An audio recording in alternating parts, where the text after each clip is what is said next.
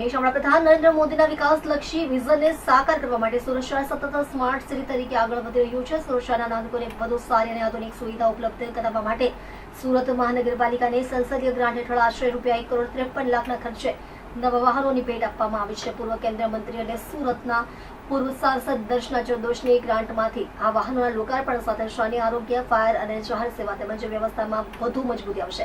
વડાપ્રધાન નરેન્દ્ર મોદીના નેતૃત્વમાં દેશમાં 12 વર્ષના સુશાસનની ફળશ્રુતિ રૂપે પૂર્વ સાંસદ દર્શના ચૌધરીની વર્ષ 2024ની ગ્રાન્ટમાંથી સુરત મહાનગરપાલિકાને ₹1,53 લાખના ખર્ચે ઉપલબ્ધ કરાવવામાં આવેલી 4 શબવાહિનીઓ અને એક વેક્સિન વાનનું લોકાર્પણ ખોડદો રોડ સ્થિત વજરા ફાયર સ્ટેશન ખાતે પૂર્વ સાંસદ દર્શનાબેન ચૌધરીના હસ્તે કરાયું હતું।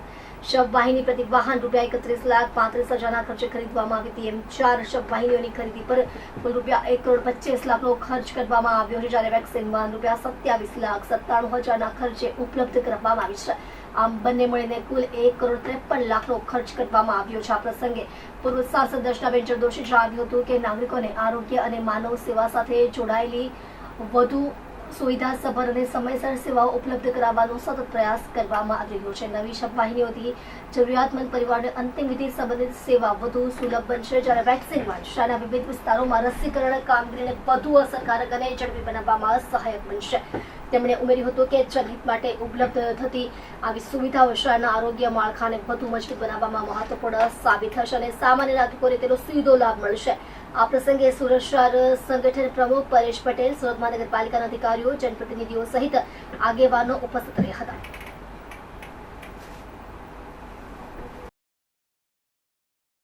માનનીય પ્રધાનમંત્રીશ્રીના જે 12 વર્ષનું સુશાસન છે એના ભાગરૂપે આજે સુરત શહેરના સુશાસનમાં એક વધારો થવા જઈ રહ્યો છે।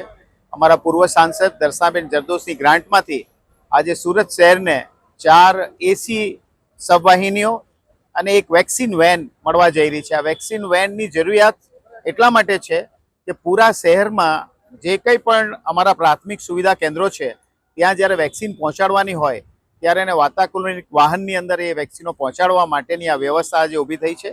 એ માટે અમે પૂર્વ સાંસદ શ્રીમતી દર્શનાબેન ચૌધરીનો આભાર માનીએ છીએ અને સુરત શહેરની જનતાને વધુ સુવિધા મળે એ આશયથી આ પ્રકારના કાર્યો અનંતવાર દરેક સાંસદો કરતા રહે, અમને મદદ કરતા રહે અને અમે વધુ સારી રીતે સુરત શહેરને ચલાવી શકીએ અને સુરત શહેરને સુવિધાયુક્ત વધુ બનાવીએ એવી આપ સૌને આ તકે અમે ફરી એકવાર સાંસદશ્રીનો આ તકે આભાર માનીએ છીએ। માનનીય પ્રધાનમંત્રી શ્રી નરેન્દ્રભાઈના નેતૃત્વની અંદર આજે જ્યારે સુશાસન પૈકી એમના શાસનના 12 વર્ષ પૂર્ણ થાય છે એ પ્રસંગે સુરત મહાનગરપાલિકા જેવા સ્માર્ટ સિટીને શહેર અધ્યક્ષ શ્રી પરેશભાઈ પટેલની હાજરીમાં 4 શબવાહિનીની અંદાજે કિંમત ₹1,27 લાખ અને વેક્સિનની ગાડી જે જુદા જુદા સેન્ટરો પર લઈ જવા માટે કોલ્ડ સ્ટોરેજની સુવિધા સાથેની ગાડી જે આરોગ્ય વિભાગને આજે સુપ્રત કરવા માટે સુરત મહાનગરપાલિકાનો યોગ્ય વહીવટ કરે એ માટે સુરત મહાનગરપાલિકાને હેન્ડઓવર કરવામાં આવે છે।